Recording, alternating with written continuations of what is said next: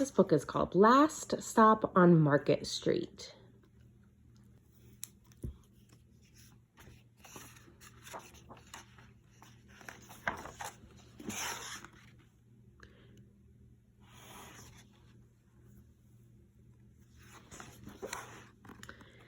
CJ pushed through the church doors and skipped down the steps. The outside air smelled like freedom, but it also smelled like rain, which freckled CJ's shirt and dripped down his nose. He ducked under his Nana's umbrella, saying, "How come we gotta wait for the bus in all this wet?" "Trees get thirsty too," his Nana told him. "Don't you see that big one drinking through a straw?" CJ looked for a long time, but never saw a straw. From the bus stop, he watched water pool on flower petals, watched rain patter against the windshield of a nearby car. His friend Colby climbed in, gave CJ a wave, and drove off with his dad. "Nana, how come we don't got a car?" "Boy, what do we need a car for? We got a bus that breathes fire and old Mr. Dennis, who always has a trick for you." The bus creaked to a stop in front of them. It sighed and sagged, and the doors swung open. "What's that I see?" Mr. Dennis asked. He pulled a coin from behind CJ's ear, placed it in his palm. Nana laughed her deep laugh and pushed CJ along. They sat right up front. The man across the way was tuning a guitar. An old woman with curlers had butterflies in a jar. Nana gave everyone a great big smile and a "good afternoon." She made sure CJ did the same. The bus lurched forward and stopped, lurched forward and stopped. Nana hummed as she knit. "How come we always gotta go here after church?" CJ said. "Miguel and Colby never have to go nowhere." "I feel sorry for those boys," she told him. "They'll never get a chance to meet Bobo or the Sunglass Man. And I hear Trixie got herself a brand new hat." CJ stared out the window, feeling sorry for himself. He watched cars zip by on either side, watched a group of boys hop curbs on bikes. A man climbed aboard with a spotted dog. CJ gave up his seat. "How come that man can't see?" "Boy, what do you know about seeing?" Nana told him.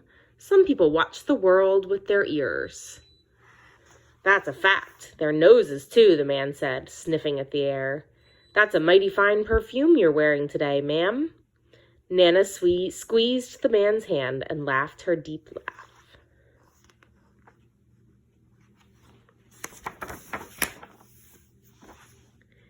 Two older boys got on next. CJ watched as they moved on by and stood in back. "Sure wish I had one of those," he said. Nana set down her knitting. "What for? You got the real live thing sitting across from you. Why don't you ask the man if he'll play us a song?" CJ didn't have to. The guitar player was already plucking strings and beginning to sing. "To feel the magic of music," the blind man whispered. "I like to close my eyes." Nana closed hers too. So did CJ and the spotted dog. And in the darkness, the rhythm lifted CJ out of the bus, out of the busy city. He saw sunset colors swirling over crashing waves, saw a family of hawks slicing through the sky, saw the old woman's butterflies dancing free in the light of the moon. CJ's chest grew full and he was lost in the sound, and the sound gave him the feeling of magic. The song ended and CJ opened his eyes. Everyone on the bus clapped, even the boys in back. Nana glanced at the coin in CJ's palm. CJ dropped it in the man's hat. "Last stop on Market Street," Mr. Dennis called. CJ looked around as he stepped off the bus.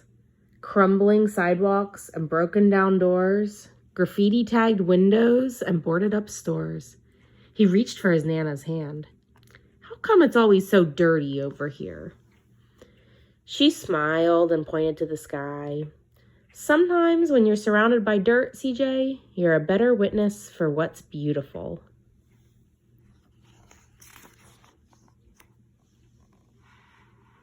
CJ saw the perfect rainbow arcing over their soup kitchen. He wondered how his Nana always found where he never even thought to look. He looked all around them again, at the bus rounding the corner out of sight, and the broken street lamps still lit up bright, and the stray cat shadows moving across the wall.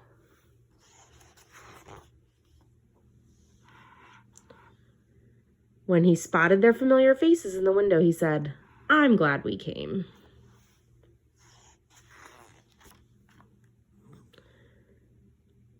He thought his Nana might laugh her deep laugh, but she didn't.